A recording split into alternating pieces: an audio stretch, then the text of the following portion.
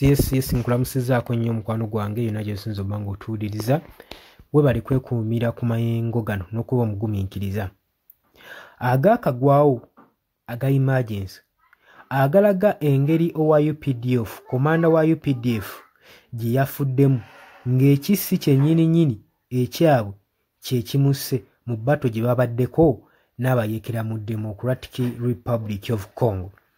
Oli ku Yugi Update TV kosinza obba ng'otuwuliriza webale nnyo kwekuumira ku mayengo gano gwatannatweyungako kkirira wansi waliwo ekigambo subscribe kikooneko obeere nga otwegattako ddala bulungi nnyo. Nja bakubiriza mwenna abasubscribe nga baganda bange mugende mu maaso n'okuba nga mukoona mukadde kabayambeko baleetera notification message okubalaga nti no waliwo information eyingiddewo gwe mukwano gwange ali eyampuliriza. Ennaku 2 emabega eziyiseewo batebadde genda maaso ey'okuwandasiganya amasasi mu Democratic Republic of Congo eri mu buvanjuba. Era luno olutalo olwalese abantu 242 nga bafu okuva mu Cooperative for Development of the Congo kibayita CODECO. Abajaasi 242 ab'ekibinja kino ekya CODECO balekeddwa nga bafu nga bakubiddwa amagye gano aga UPDF. Newankubadde fight eno ekirayimingibwako okubanga ba senior officer owa Uganda officer Colonel David Byaruhanga top commander mu ggye erya Uganda People's Defence Force UPDF naye teyalutonze. Colonel Byaruhanga yabadde alidinze ekibinja kye eri mu Fataki mu Trouble Town okuliraana Ituri province. Abayeekera ba CODECO we baalanchinze ne balumba n'olumba Sinziggu ku lunaku olwokusatu n'olwokuna. UPDF newankubadde basobodde okuba nga bafightinga ne badda emabega. Mu lutalo mu kwanisiganya amasasi baddewo ekyaguddewo kye babadde tebeetegekedde.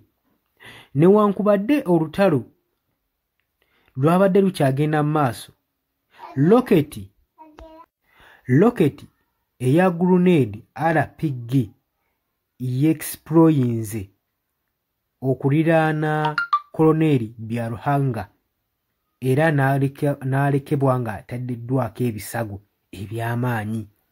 Okusinziira ku ba UPDF officers, Colonel Byaruhanga yaddusiddwa mbwangu nnyo e Nakasero mu kibuga Kampala afune obujjanjabi obw'amangu. Naye ekyewuunyisa teyasobodde kubanga alutonda teyawonye. Naye era newankubadde yafudde amagye ge gasigadde nga gamugulumiza nga omuzira waabwe eyafiiridde ng'alwanirira eddembe mu ggwanga erya Democratic Republic of Congo ng'omukwano gwange ali yampuliriza. Oli ku Yugi Update TV kosinza obba ng'otuwuliriza kutegeeza nti gwatannatweyungako genda maaso n'okuba ng'okuna mu kigambo subscribe osobole okuba nga otwegattako.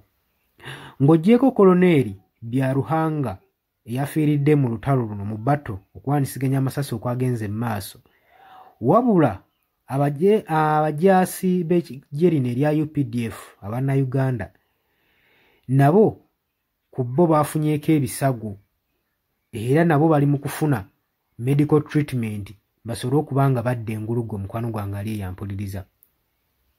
Abali mu diaspora mbaagala nnyo era mbatumiddeko nnyo era mbaagaliza weekend ennungi. Mubale kwekuumira ku mayengo gano aga Yugi Update TV. Yes, oli ku Yugi Update TV kosinzira okuba ng'otuwuliriza gwe omukwano gwange yenna ali eyo. Gwe nagambye agala otweyungako, agala okweyunga ku channel eno, kirira wansi waliwo ekigambo subscribe kikooneko okoonene mukadde. Temwerabirako na mukadde kubanga akadde ako mukwano gwange gakuyambako nnyo okuleetera notification message bwe waba nga waliwo information yonna gye tutaddeko. Ate buli w'osubscribing obeera otufollowinze kitegeeza buli kimu kye tunaateekako ojja kuba ng'okifuna gwe omukwano gwange. Leka okeepingwe ng'oli updated ku buli kimu ekigenda mu maaso mu ggwanga gwali eyampuliriza. Abali mu Qatar, Oman, Dubai, Saudi Arabia, abali e Dubai, abali mu US, abali mu UK, abali Canada, abali mu South Africa, namwe abali mu Rwanda, Kenya, nalekani menyani, namwe abali mu Asia, matumiddeko nnyo mwe bali kwekumira ku Yugi Update TV. Mwe mbezezaawo amayengo gano aga Yugi Update TV. Mikwano gyange sola bebaza kinnoomu wabula nsazeewo nkozese lino eddoboozi ery'ewamu nsobole okubeebaza mwebale kuyimirizaawo channel eno, mwebale mwabajja naddala mwabajja mu comment section ne mukomentinga ne muteekako endowooza yammwe ne mutangaaza bannayuganda ku ki ekiteekeddwa ekituufu okukolebwa gwe okusinziira ku ndowooza yo. So munamuna abatajjangako mu comment section mbakubiriza okujja mu comment section muteekeko ebirowoozo byammwe mutangaaze eggwanga ku biki byaba bagenze mu bukyamu ne bikolebwa mu bukyamu eri bannayuganda. Dani ku Airlines e Kenya nawe nkutumiddeko ennyo naye jangu mu comment section oteese, toteekako buteesi linnya lyo, mujje mu comment section mwe abasharinga, abalikinga namwe abasubscribinga mwe muyimirizaawo amayengo ga channel eno.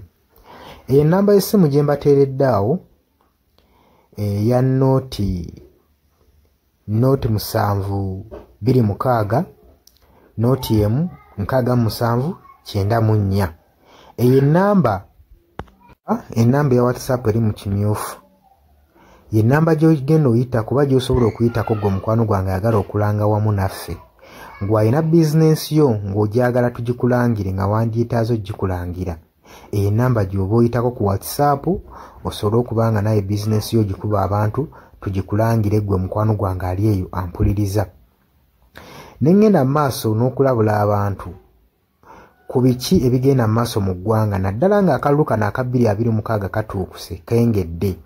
Kati buli muntu alina kubeera vigilant, olina kubeera bulindaala oleme kutunda mwoyo gwo mukwano gwange. Waliwo abatunda emyoyo gyabwe olw'M1,1500 sukaali. Gwe beera ng'omanyi akaseera we kanaatuuka akakuba ballot paper, beera nga manyi omuntu ng'omanyi omuntu ogw'ogenda okuwa, gw'ogenda ottiikinga, gwe gw'olaba asobola okukulaakulanya ekitundu kyo constituency yo, gw'olaba agenda otwala eggwanga mu maaso. Bannange tusibwa nnyo akatambaala mu mutwe mu biseera nga bino.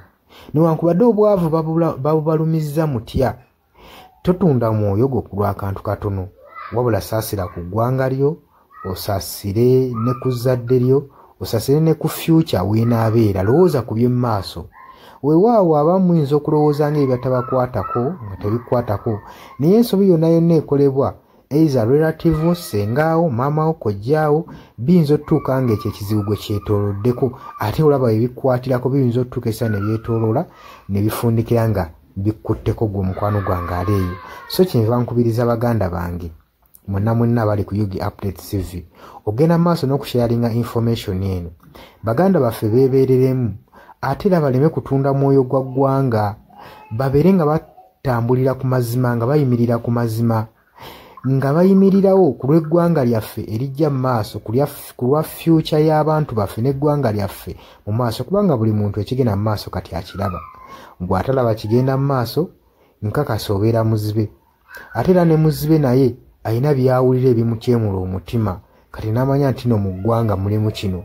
So nkubiriza buli omu obeere lalabayi wa munno, osobole okuba nga oli kalabaalaba w'oyo ku biki ebigenda mu maaso. Obakubirize n'omubakubiriza. Waliwo abali mu byalo nga tebamanyi kigenda mu maaso, mubaagaliza subscribinga ku mikutu gino bategere ebigenda mu maaso mu ggwanga lyaffe.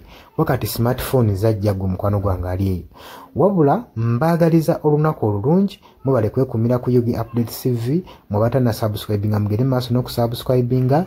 Mbaagala nnyo era mweraba.